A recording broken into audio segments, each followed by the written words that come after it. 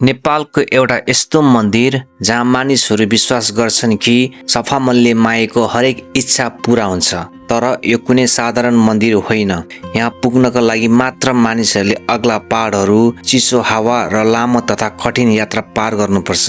तर यति धेरै दुःख र कठिनाइ सहेर पनि किन हरेक वर्ष हजारौं मानिसहरू त्यहाँ जान्छन्? Hello everyone, this is Pratap Khambang and welcome back to my channel believe me.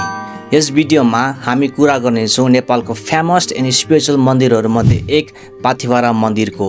यस मन्दिरलाई ठुलो पाथिभरा भनेर पनि चिनिने गर्छ। यस भिडियोलाई अन्तिमसम्म हेरेर साथ दिनुहोला, किनकि आज म तपाईहरूलाई पाथिभरा मन्दिरको सम्पूर्ण यात्रा, यहाँको इतिहास, धार्मिक महत्त्व, रहस्य तथा यहाँसँग जोडिएको इन्ट्रेस्टिङ कुराहरू बताउने छु। पाथिभरा माताको मन्दिर नेपालको ताप्लेजुङ जिल्लामा अवस्थित छ। काठमाडौँबाट करिब 670 किलोमिटर, पोखराबाट करिब 840 किलोमिटर र झापाको बिर्तामोडबाट करिब 250 किलोमिटर दूरीमा यो पवित्र धाम रहेको छ। यो मन्दिर समुद्री सतहबाट करिब 3794 मिटरको उचाइमा अवस्थित छ, जुन निकै उच्च हिमाली क्षेत्र हो। यो स्थान हिमालयको काखमा अवस्थित छ, जहाँबाट विश्वको तेस्रो अग्लो हिमाल कञ्चनजङ्घाको सुन्दर दृश्य अवलोकन गर्न सकिन्छ। सफा मौसममा हिउँले ढाकिएका हिमालहरूले घेरिएको यो मन्दिर स्वर्ग जस्तै अनुभूति गराउँछ। तर यहाँ पुग्नु भने सजिलो छैन। पाथिभरा माताको यात्रा निकै चुनौतीपूर्ण हुन्छ।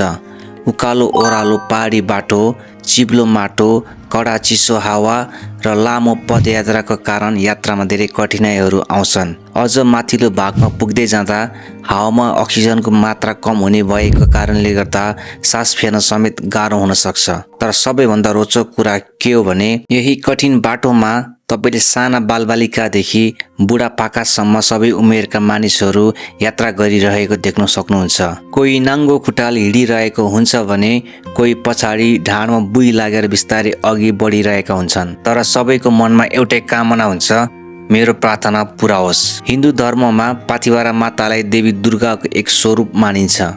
उहाँलाई शक्ति, सुरक्षा र विजयको प्रतीकका रूपमा पूजा गरिन्छ। धेरै श्रद्धालुहरूको विश्वास छ कि यहाँ सच्चा मनले गरिएको प्रार्थना माताले अवश्य सुन्नुहुन्छ। त्यसैले यस मन्दिरलाई मनोकामना पूरा गर्ने मन्दिर भनेर पनि चिनिन्छ। यस मन्दिरको उत्पत्तिसँग एउटा पुरानो किम्वदन्ती जोडिएको छ। किम्वदन्ती अनुसार धेरै वर्ष अघि केही गोठालाहरूका भेडा बाख्रा हराए। उनीहरू अत्यन्त दुखी भए र देवीसँग सहायता माग्दै प्रार्थना गरे। त्यही रात माताले उनीहरूलाई सपनामा दर्शन दिनुभयो र भन्नुभयो, यही स्थानमा मेरो पूजा गर, सबै कुरा ठिक हुनेछ। भोलिपल्ट बिहान गोठालाहरूले सपनामा देखे अनुसार पूजा आराधना गर्छन्। केही समयपछि उनीहरूले आफूले हराएका सबै भेडा बाख्रा फेला पार्छन्।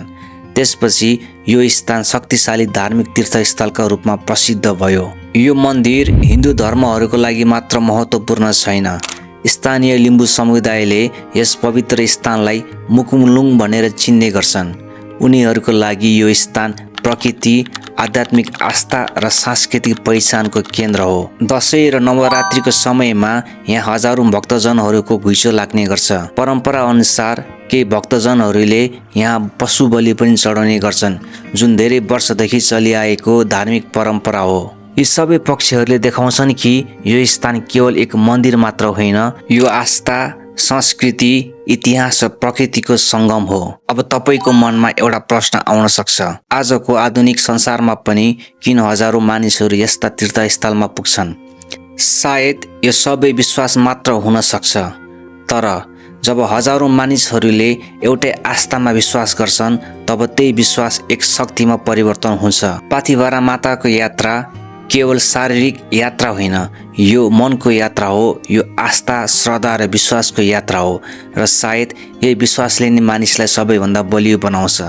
त्यसैले जीवनमा कहिले दुःख, अप्ठ्यारो वा निराशा आए एकपटक पाथिभरा माताको यो पवित्र धाम सम्झिनुहोस्, किनभने कहिलेकाहीँ विश्वास नै संसारको सबैभन्दा ठुलो शक्ति हुन्छ।